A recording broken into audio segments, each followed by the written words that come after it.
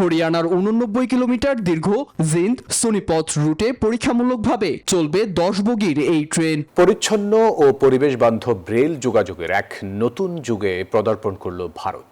শুক্রবার দেশটির প্রথম হাইড্রোজেন ফুয়েল সেল চালিত ট্রেনের উদ্বোধন করেন প্রধানমন্ত্রী নরেন্দ্র মোদী। হরিয়ানার জিন্দ সোনিপত রুটে পরীক্ষামূলকভাবে চলবে এই ট্রেন, যা হাইড্রোজেন থেকেই নিজস্ব বিদ্যুৎ উৎপাদন করবে। ধোঁয়ার কালো রেখা পেছনে ফেলে রেলপথে উঠল সবুজ ভবিষ্যতের নতুন অধ্যায়। ডিজেলের পরিবর্তে এবার হাইড্রোজেনের শক্তি। ভারতে প্রথম হাইড্রোজেন ফুয়েল সেল চালিত ট্রেন যাত্রার উদ্বোধন করলেন দেশটির প্রধানমন্ত্রী নরেন্দ্র মোদী।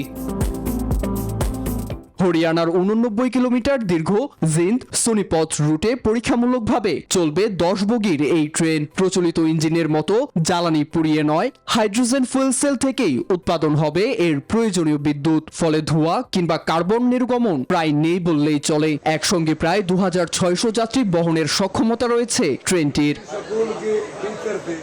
ভারতের কাছে এটি শুধু একটি নতুন ট্রেন নয়, বরং ভবিষ্যতের রেল ব্যবস্থার পরীক্ষা মঞ্চ।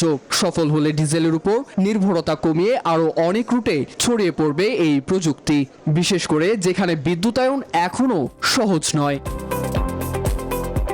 Desk report, news 24।